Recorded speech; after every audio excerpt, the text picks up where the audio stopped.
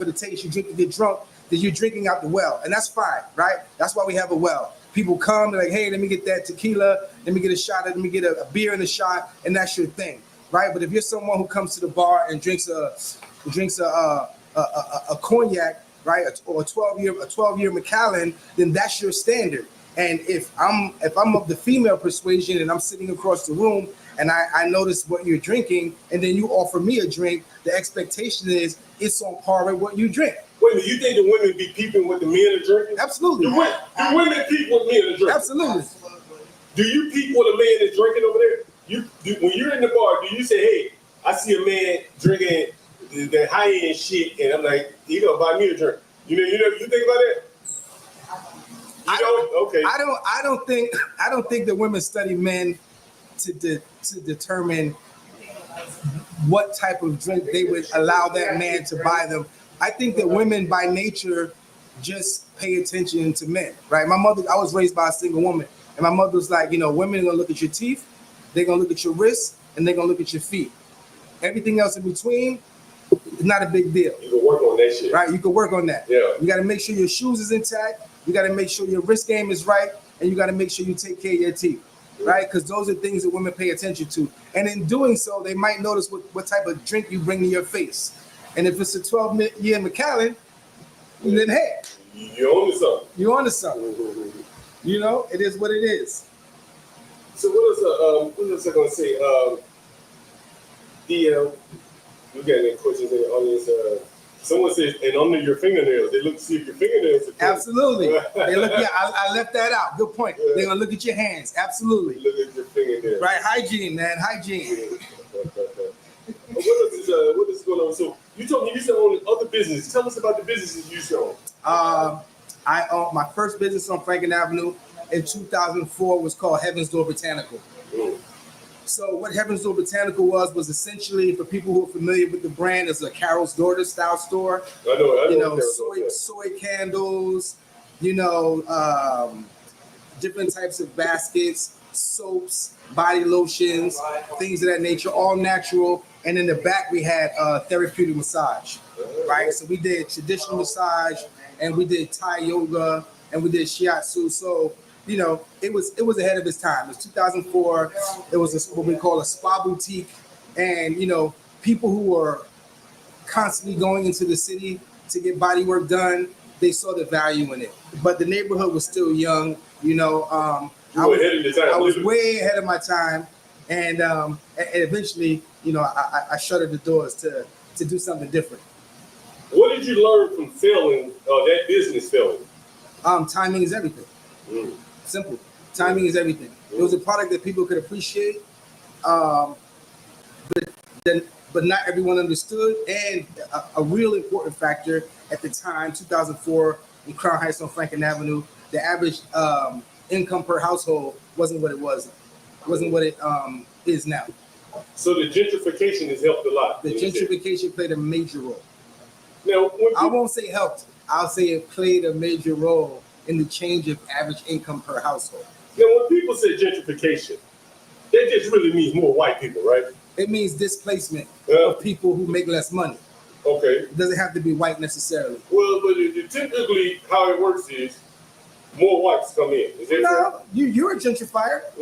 You do really well for yourself. You own properties, and you also have a business sense, right? And the type of environment that you're going to live in with either yourself or your family, is going to be scrutinized, and that's going to be based on what you feel is safe and proximal, right, and convenient. So if you make more money than me, and I live where you want to live, I might get displaced. Right. So do you think it's good or bad? I think it has its pros and cons. It contributed to the economy in the sense that there were people who, for example, understood what it is to walk into a cocktail bar and spend, a pretty penny on the type of drink that we curate here. They understood the value, and they were willing to pay what we were asking. Whereas, in previous years, people would scoff at the idea of a cocktail bar on Franklin Avenue. Hey, do y'all sell Hennessy? We do not. Hey, Don't feed into the shit. he said don't feed into. We sell Remy and we sell Douce. Why no Hennessy? You know, it just hasn't been a relationship that we cultivated. That's all. Why not? They haven't come in here The rap hasn't walked in and yet. really, you know, try to create a presence for themselves, or you know, did anything that made us feel like it's something we need to add to our repertoire. Now, Noam, you told me Noam is over here. He trying to be quiet. He trying to hide out over there. He behind the chair. Noam once told me that he didn't want Hennessy in the bar for other reasons. Is that right, Noam? He always said that. I I can got either- that from somebody. I can neither confirm nor deny anything that he's talking No about. Hennessy. Well, it's Jamaican, so you know we can't get white Hennessy. No Hennessy in Drink Lounge. So if you want Hennessy, you got to go somewhere else. So No. XO. Do you think? No, honestly, do you think people drinking Hennessy cause the problem? I don't. I think people drinking Hennessy or any other cognac, you know, corn liquor, tequila, rum, irresponsibly creates a problem. Do you think that? Have you heard about what Carnival Cruise is doing? I have not. Carnival Cruise is banning rap music from their ships. I wonder why. And you play rap music, is that correct? We play all types, all genres. But you do play rap. We do. You do. Do you think that rap music causes a problem? I do not. I don't think any music really causes a problem.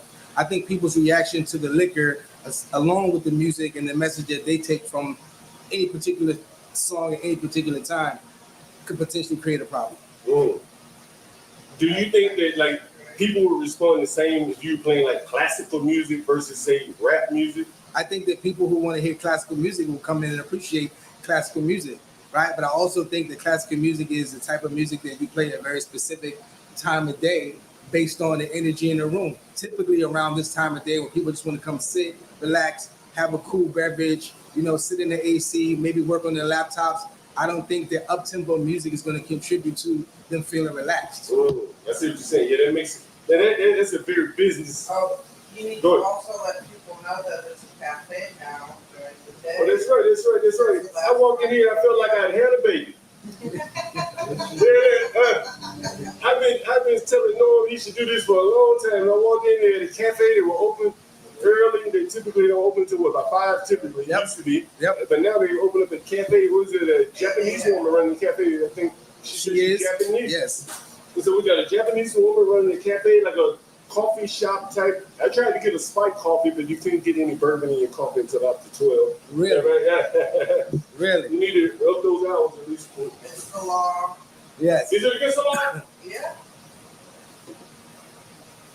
So you can't drink in your bar before 12, but I can go to the corner store and buy a beer And drink it outside. Yeah. and drink it motherfucker outside. That's very interesting. That's very interesting. Someone said, anyone want to jump up on the panel? I dropped the link here.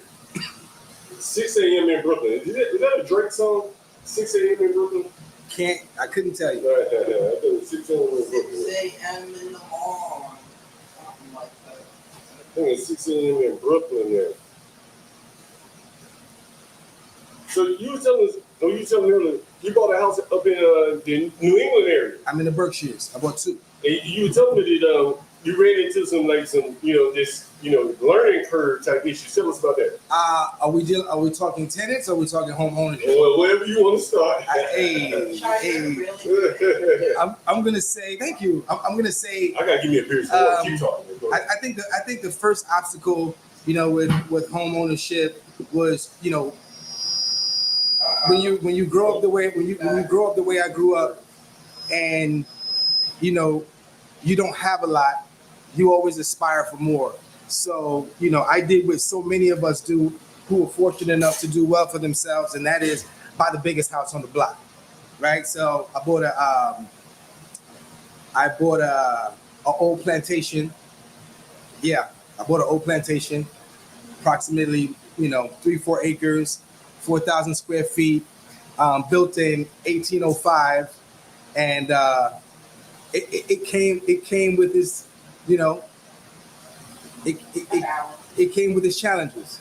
You know, just not knowing how old houses work, learning about, you know, what they sound like when they're settling, you know, what they're going to do during the different weather changes, and the things to look out for, you know, when it's hot or when it's cold, freezing pipes, expanding pipes, managing lawn care, all the little critters that run around in the property that you have to manage down, not planting things outside. You know, unbeknownst to me, they eat everything you plant, you know, from the groundhog to the red fox. So there was a lot of things that to take into consideration. It was a huge learning curve, you know, having bought such a big house. But this is year 3, and I've learned all the little nuances, you know, from, you know, landscaping to frozen pipes. So I think I'm okay. But the first year was rough, definitely. Was it rougher than business? Yes. You think it was rougher than business? It was rougher than business. And primarily because I wasn't full-time at the house. So I was spending a lot of time running business here in the city, driving up on the weekends and on the holidays and staying there for the summer. So a lot of the problems that transpired is when I was off-site. So you think Right? some of those wouldn't have happened if you had been there? If I was right? there, you could see them coming, you know.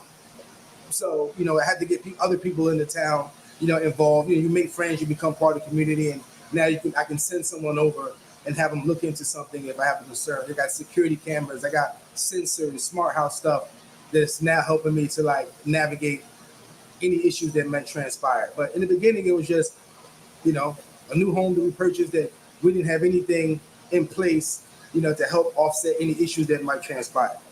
Yeah, we got a guy in the audience from the Boston area. And it gets probably even colder in Boston than Connecticut, I would imagine, right? Yeah, I mean, I'm in the Berkshires, so you know, I'm literally on the state line. So I'm the right side of my property is Massachusetts, and the left side of my property is Connecticut. Okay. Right, and it's actually state line. And the restaurant across the street, you know, ironically enough, it's called State Line because it's on the state line. I was telling some people in the audience, I was telling you that you were telling me about there's a lot of recovering addicts, alcohol and shit. Yeah. Right, rich Yeah. people sending their children to. Well, you know what? Let's not put it all on rich people, because not only rich people, you know, find themselves in a substance abuse situation. Right. What I will say is, In your area is rich, though. yeah, some of Yeah, it, yeah. right? In the case of Connecticut, Connecticut is renowned for having a lot of sober homes, right? Where, you know, kids and or adults go to get clean, right? So, fun fact, my house, when I bought it, was previously a sober home for about a decade. Yeah. So it housed about 6 young ladies who were making changes in their life.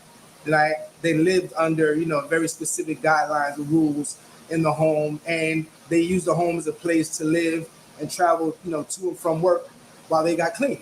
And some of it was state subsidized, and some of it was privately subsidized. Oh, someone say something. Yeah. Okay. Yeah. Yeah. You know, so I waited until the end of the last young lady's process to close, because I didn't want to disrupt her process in the middle of, you know, trying to close the home. So I waited till she completed her substance abuse program, and I set my closing date around that. So she was the last one to leave. Shout out to Laura. Is it a lot of money in that shit? It's a fortune to have owning sober homes. No Yeah, shit. Yeah. Right. Damn. Yeah, and they're not aggressively regulated. You know, I think the thing that you really have to consider is just, you know, people trying to get clean, trying to, you know, improve their quality of life. Everything's about their quality of life. So you have to provide an environment that's conducive to that, right? So they don't need to be worried about heat. They don't need to worry about hot water or leaks, right? Anything that's going to create duress is going to contribute to the stress and potentially cause a relapse. So, you know, if you have the ability to like give them a safe place, comfortable and clean to live, then you can own a sober house. And they pay bread for this shit. And some of them pay privately, or you can have a state funded, a state paid sober house. But did you consider keeping it as a sober house if it was paying that kind of money? I didn't, but I have 2 homes, so maybe the second home You think about I might sober convert to a sober house. And you wouldn't mind living? You said you bought a house next door to you. Yeah, I bought my neighbor's house. So you think they were decent enough to live next to? Just Are these mostly alcoholics? No, drug addicts? these people, listen, these people are like anybody else that we know that, had a bout with substance. Some of them had, bouts with heroin. Some of them had bouts with alcoholism. Oh shit! Some of them had bouts with, random pills. Some were children, in their late teens, and some are in their late 30s and 40s. Yeah. So, it's just a matter of, who you decide to house, right? And that's not based on anything other than who you think you have the capacity, to manage based on their level of, addiction. What do you guys think about Eric King Von Adams? Eric Adams, the mayor. King Von. Eric Adams. What do you guys think about Eric Adams there? What do you guys think? I don't have anything to add. I don't know enough about Eric Adams. I do know that, he's a local guy. I know he was previously a police officer, but, he's not very vocal with his policies, nor is he very visible. So, and if he is, I haven't seen it. So, Were you in support of him initially? I can't really expound. I don't ever recall really being in any real major support of any candidate in New York City in the last 3 to 5 years. No shit. Okay. No one's really made an impact. Yeah. We got Saquon over here. What's up, Saquon? We got that long joint in the motherfucker got a roll the king joints. The raw cone king motherfucker. I be rolling one of the quarters at the king's out. So Eric Adams, he seemed to have been a disappointment. From the outside looking in, Eric Adams seemed to be a disappointment. What do you guys think? That's what they say in the media. Right? I don't have any strong data that would afford me the opportunity to have an opinion or to form an opinion. So, and nor have I done any research, in order to allow me to form an opinion. So I can't really expound on that. Yeah. What do you think? Jenny, what do you think about Eric Adams? You gotta have to come up to the table talking to I Mike. have no comments about Eric Adams. You wanna come up, Raul? No, he's still there. What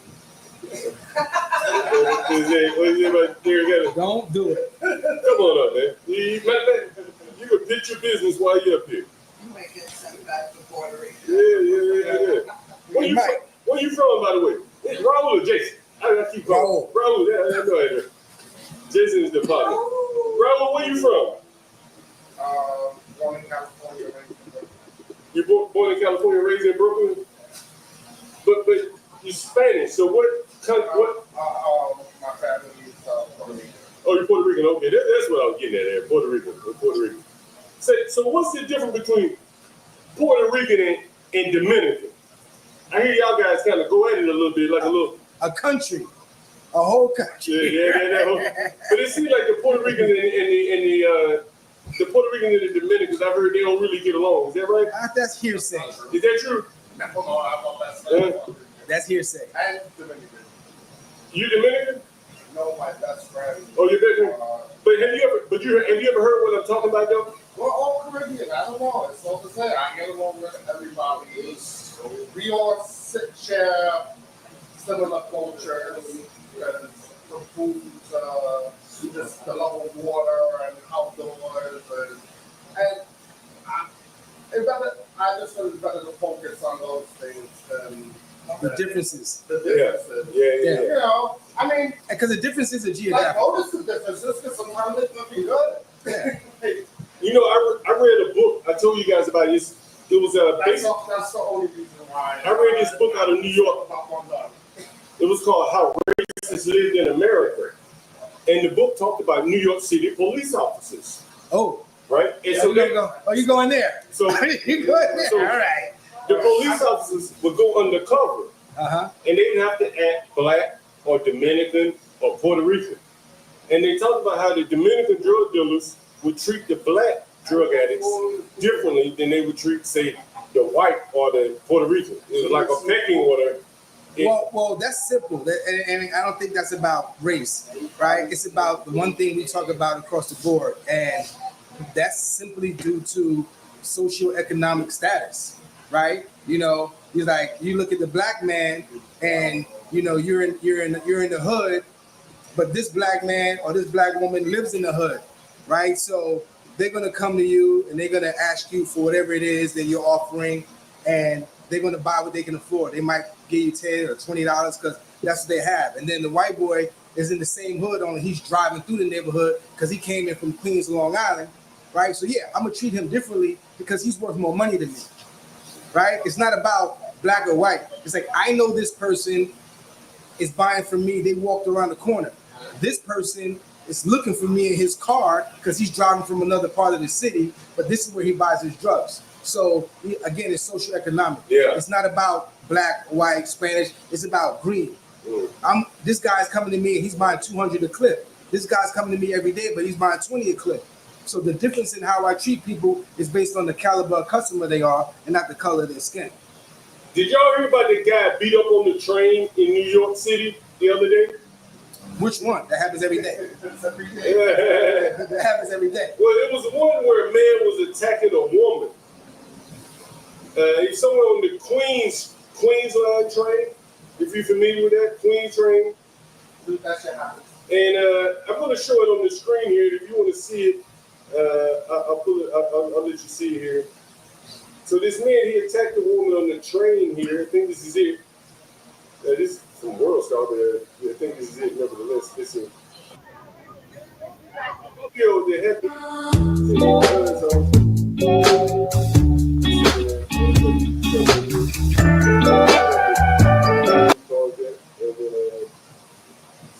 So there was a video of a man. They said he was trying to kidnap her or something. So yeah, they say he was trying to kidnap her. How'd that work out for him? Oh, they beat him. They beat him pretty damn good. They beat him pretty damn good. I would say that's fair. You think so? I don't think he should have walked away, but you know. That's like the old New York there, right? That's some old New York shit, right? Well, you know, you handle your business on the street instead of calling the police there. And, Right.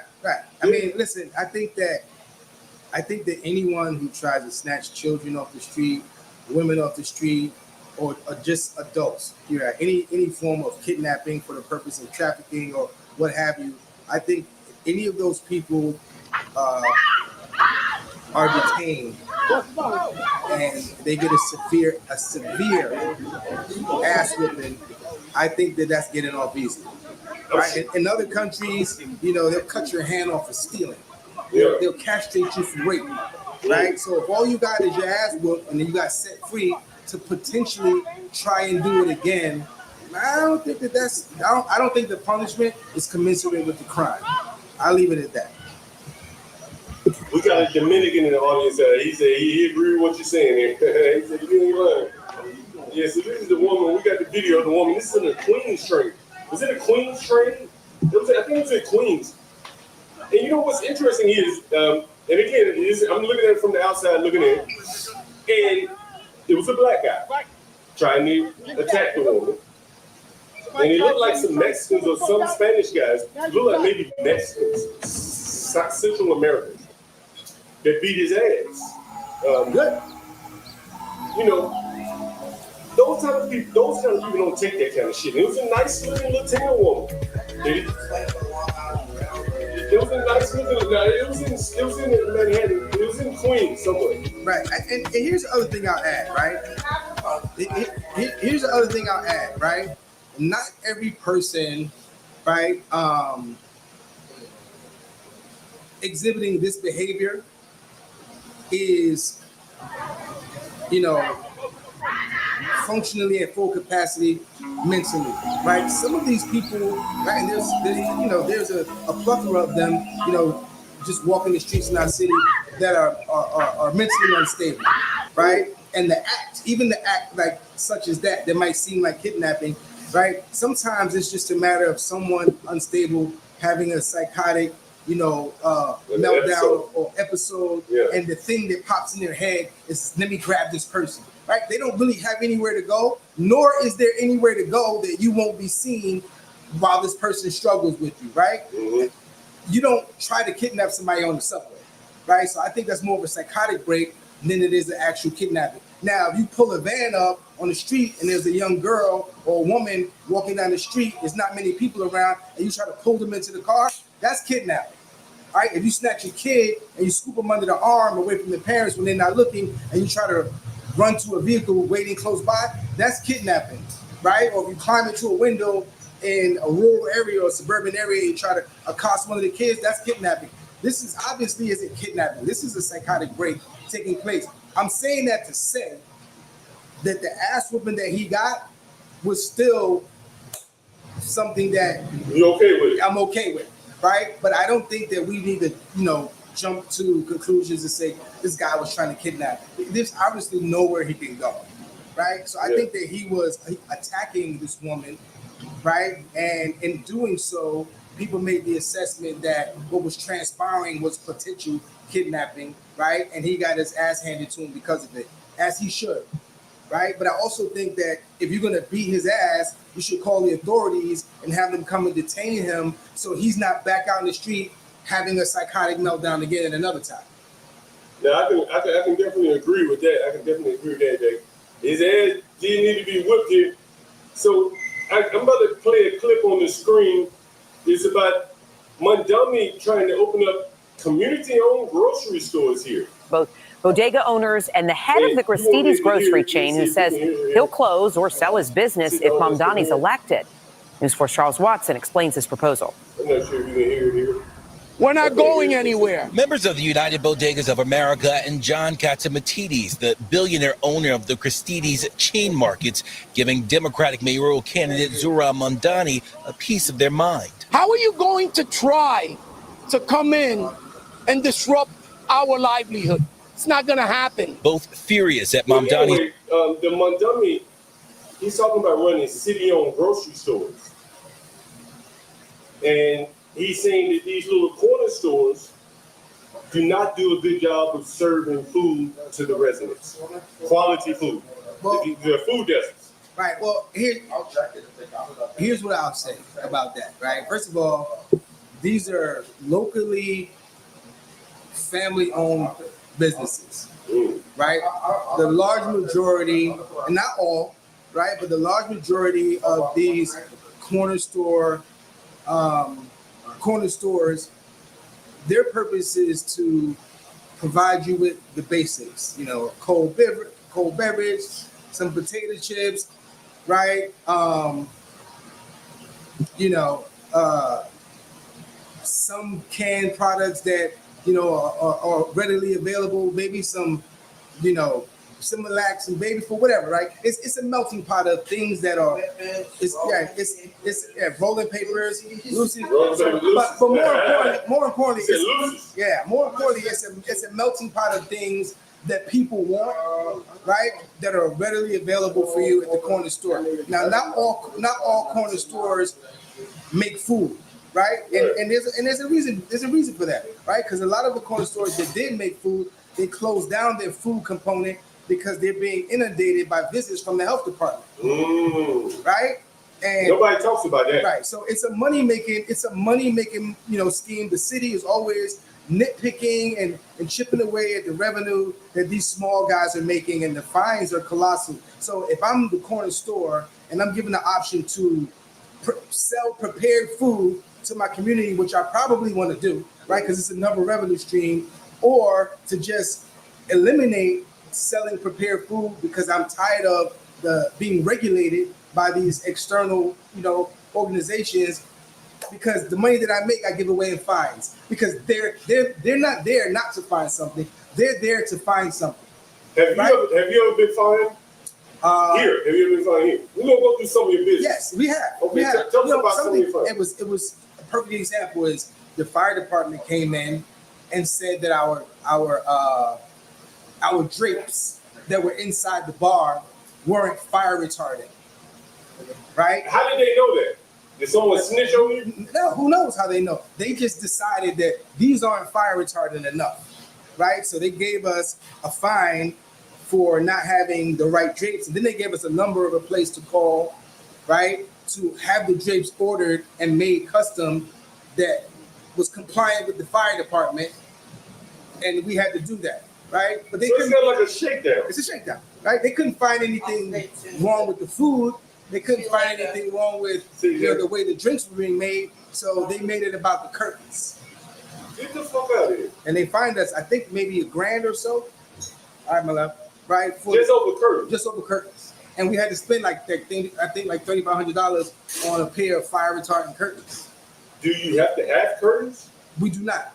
But because we had candles in the bar, they made us buy fire retardant curtains. So we switched to the non-flame candle lights. Right. But we still have the curtains.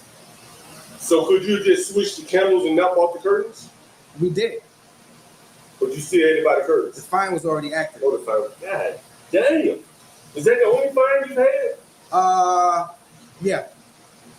We haven't had any fines for food, no, any fines for the health department. We stay on top of it. But they're always poking around looking for something, whether it's the temperature of the water or the temperature of the food or how something is stored on the shelf with another thing. I mean, there's so many pecking points that it's really difficult to get away unscathed without any points at all. Now, how much of this is for the customer's safety?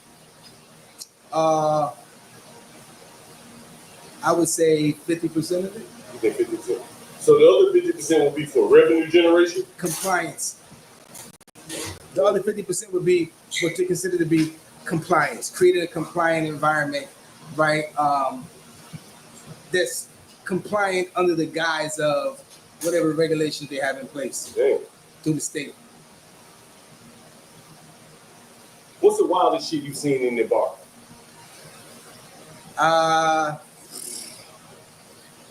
In the bar?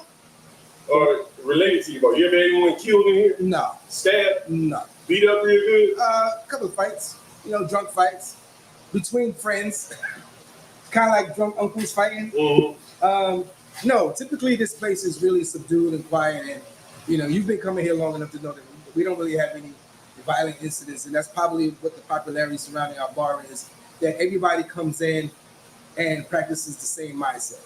But that's usually what would get a club or a restaurant up. Like whenever you certain drinks shut down, right? Yeah, Right. violence. We don't suffer from that. How would you say you've avoided it? What's so special about this place? I think the Because, environment. hold on, because the place up the street, like there's a reason why I don't go there. It's a different vibe, but Right. it's it looked like they had some incidents. Right. Go ahead. Right. I think that a large part of why we don't have any issues is, first of all, we're a cocktail bar. So that kind of sets the standard for the type of person that's going to walk in the bar, right? Someone is looking for, a curated drink. It's not all we offer, but the word cocktail bar, sets the standard for who shows up based on the searches online, right? And who walks into the bar, because not everybody's into cocktails. Secondly, I just think that it's the network that's been cultivated over a number of years, the friend group, right? The friend circle that patronizes the bar with all of, similar mindset. Everybody just coming here to have a good time and to relax. So there's no altercations. Now you telling me earlier, you know of Puffy. You've had some interactions with Puffy. I've had some interaction with that, All right, with that circle. Right. Right. Tell us what you were telling me. Like I said earlier, I spend a lot of time in the music industry. I was what they call a radio indie, right? So What does that mean? It means that I'm the guy that when you want your record played on the radio, my relationships were with the music directors and the program directors. The music directors and the program directors at different labels, at different radio stations. So my job was to travel and speak about new music that we're going to be promoting for the different labels and the different artists, and play it for the program or music directors and get them interested in giving us some real estate on the radio. Is that payola? It is not. Is there payola? Does payola exist? I'm sure that some form of payola exists in every industry. Have you ever experienced payola in the music business? I have not personally. Have you heard of it? Has anyone told you that, hey, I paid to get my song on the radio or something to that effect? I don't know how it works. Absolutely not. But I do know that it's taking place. It's even gone as far as being in the media when the feds came in and took the computers out I think it was Columbia or Sony record label surrounding allegations with Jennifer Lopez's album, Yeah. right? But again, it's allegations of payola, and that's me speaking on something that I saw in the news media, and I didn't do any follow up to see if it was actually legitimate. You told me you knew like the number 3 man, the Puffy at one point. I did. Okay. That was an interesting story how he rose, because it could have been you. You could have been the number 3 man. I didn't take the internship. But you did not take the internship, and he was kind of in a similar situation as you. Yep. You said he had a baby, Yep. and you had a baby, Yep. and you said, man, I got to get paid something. Yeah. And he said, fuck it, I'll take it. And in hindsight, you think about it, and he had the career in the music industry that I would love to have had, right? But I also, my time was well spent in the industry, and thinking about it now in hindsight, maybe I dodged the bullet because I wasn't aligned with that group. He got out early, he left early, so he left maybe several years before things really started to manifest into what ultimately we're seeing in the media today. Yeah. So I strongly doubt he was involved in any of it, or maybe he just saw some writing on the wall. Like, you know what, this environment isn't the environment for me, so let me move on. Now, your impression of Puffy, from your standpoint, was he's a hard worker. He is a hard worker. So he's also a very talented guy. I think he's a musical genius. And you've seen how he composed music. Like you see, he pull a person from here to this person would go good on this. Mm-hmm. Kind of hum the beat. Yeah. What do you think would be a hit? Yeah. So he has an eye and an ear for creating things that other people don't hear.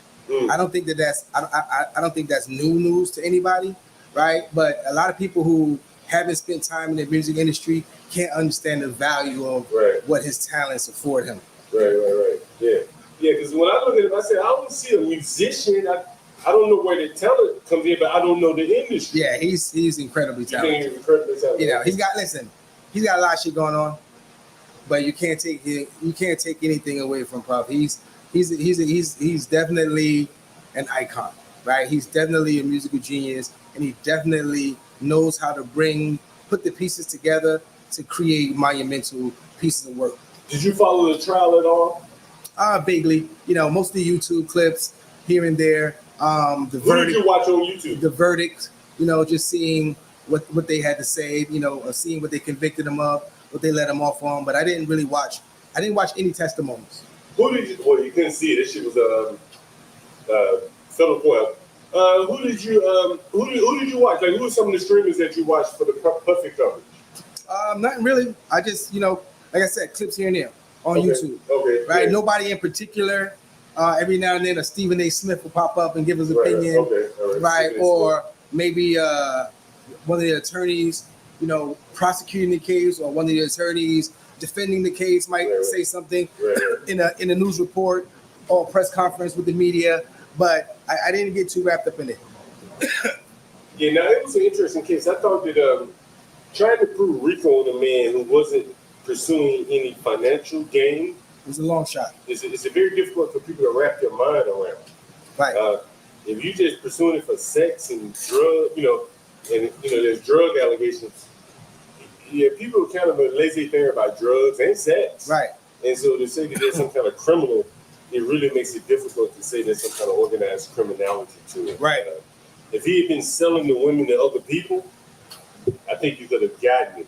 But that wasn't the case. That he was merely having sex with them or watching other people have sex with them, which makes it a very difficult case to prove on RICO. Right? What's the RICO about? Right. That was very interesting. Why did the pizza place across the street close? They changed hands. They sold it. Someone bought it, and at the time of new management, the landlords went from $14,000 a month in rent to like $22,000. Wow. Why would a landlord do that and run his customer away? Because they can. But it's empty now. A big company will come in and spend the $22,000. Like what's it? It's in the middle of the block type. This. Who knows? What did you see there? A TD Bank, something small, or Chipotle. Oh yeah, I can see Chipotle there. right? A Taco B's, one of these new chains that needs space. It's only a matter of time. They're definitely coming. How long have they been going? I don't know, a couple of months. Okay. Yeah. So back to that puffy thing, from the standpoint of you've done your thing, so you can't really look back and say, man, I wish I had done that. I mean, you can, but if you were talking to the younger person and they were in this puffy situation, and I want you to, this is pre all this shit, and so take Puffy out of it. If they had the opportunity to pursue like an internship that wasn't paid, but it was with someone who had a very reputable name, would you recommend they take it? I would. If they were young enough with less responsibilities, right, and more time and bandwidth to focus on the job, to give themselves a great opportunity to grow and make their way up the ranks, I would. I think it's a great experience. I think it's conducive to the young spirit, right, and I think it can yield not only a lot of product knowledge, but a lot of earning potential if they stick it out. Yeah. What does the guy do now? Marketing. He's still in the vein of music, but on a broader scale, not just music, more of an advertising firm now. Oh, really? So it worked out for him. Yeah. He was able to parlay that experience. Yeah, he used the relationships and leveraged them. Yeah, that's pretty impressive. Yeah. It's very impressive. Yeah, he was a big fish when he left the game, so. No shit. Yeah. No shit. You ever had him come in here? I have. Yeah, he's been here before. Yeah. Okay, there you go. Have you used your music industry connections in your bar business? Absolutely. It seems like they kind of play hand in hand. Yeah, they just come by default. Right. A lot of the people that have come in through my relationships in the music industry or the nightclub industry, they just here by default. This is a place they come and see me and spend time and, talk, right? Sometimes we talk about relationships financially, professionally, but moreover is just social. Yeah, that's important. Yeah, that's very important. Oh man, what else you want to talk about?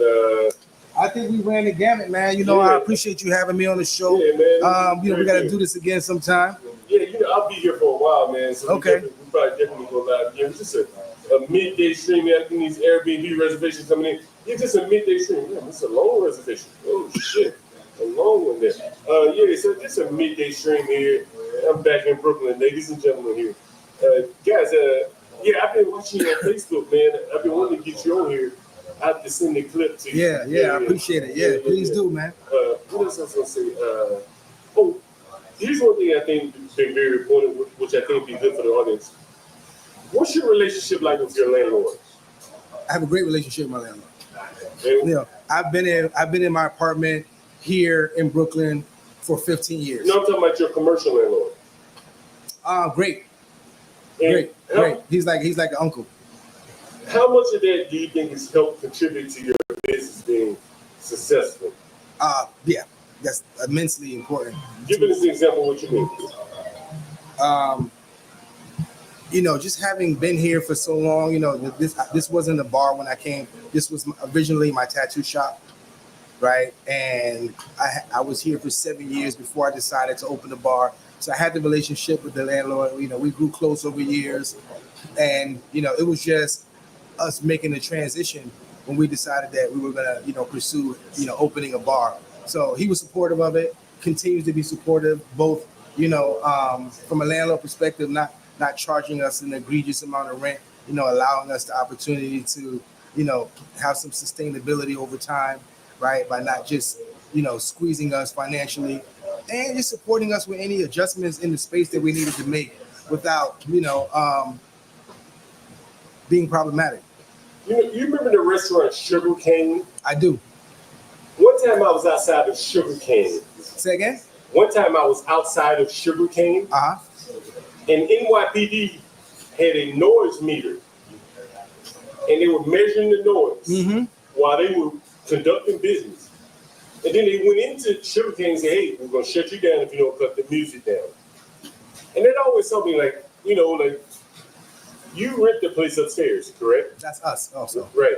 And so you're not going to complain on yourself. Correct. Right. And I think that that's one of the things that like people don't think about when they go into a business, say like a sugar cane, Right. and that your upstairs neighbor may very well complain on you. Right. And but by the fact that you are upstairs, you got a little wiggle room to play your music a little louder. Yeah, and that was also a learning curve. It wasn't always the case, but we made that adjustment relatively early. Right. The key to the lesson is always have a good relationship with your landlord if you're going to be a business. You don't want to be like Barbara. Okay. I'm sure your landlord has the same opportunity. Would you say that's fair? Absolutely did. He absolutely did, does, and has, and he's taking care of us at every juncture. Hey, this has been great, man. I think I really want to talk to you about business because I watch you from afar with your business. Yeah, thank you, man. So shout out to your channel one more time on Facebook, wherever you are. Yeah, my name is Shadon Charles. You can reach me at Shadon Charles, CHADON Charles, at Instagram, Facebook, TikTok. Shoot me a DM, shoot me a text. There you go. Say hello. Appreciate you having me on the show, Nate. It's been amazing. I look forward to coming back. And if you're in Crown Heights and you want a good drink, you would go to the place appropriately named at Drink Lounge. So there you go. Check us out. So next time. All right, I gotta get out of here, man. I gotta go pick up my kids, my children and shit. I gotta pick up my children. Thank you guys for joining me. My bad. Yeah, that was good shit. That was good. I gotta get out of here, man. At some point, I gotta go pick up my children and shit. Yeah, me too. I'm waiting for Jay to come back. I gotta move some bluestone pavers to Connecticut. Oh, is that what you doing? Yeah. Saquon, you want to get up there before we close out? Nah, I'm good. I'm good. I'll put it right there in the front. It's like you in the jump business. One, is it backwards? You got to read it. You got a jump business too. All right, guys, thank you for joining here. Hit my man up if you ever in Brooklyn. This nigga high as a motherfucker, by the way. Let me go fast forward. I am the nigga, Young Dog. This high ass nigga. They don't dance no more. It's all about the lean. Back in the day, crack was jumping on the scene. Now they slumped on the sidewalk. Can't talk. Golden era baby, but we still feel the rock. They used to be kings, now they lost in the scheme. Popping them bottles, throwing money, living dreams. Now they zoned out and mumbling, fumbling. No rhythm in the city, the whole shit crumbling. They used to rock the house, they was riding through the streets. Remember there was dancing, sliding to the beat. Now it's poison in their veins, ain't no pulse on the street. Guess it's over now, they accepted defeat. Back in the day, the rock had a violent freak. Different story now, they got no energy. The new drugs got them slow with the hit unload. Out close and they don't dance no more. Block used to be jumping, type shit they was on. Now it's lights out, guess the thrill is gone. I am the nigga, Young Dog. I bring it to you rough, rugged, and raw, nigga. They don't dance no more, it's all about the codeine. Back in the day, they was rocking on the scene.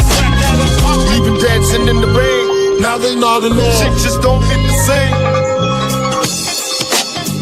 I am the nigga, Young Dog.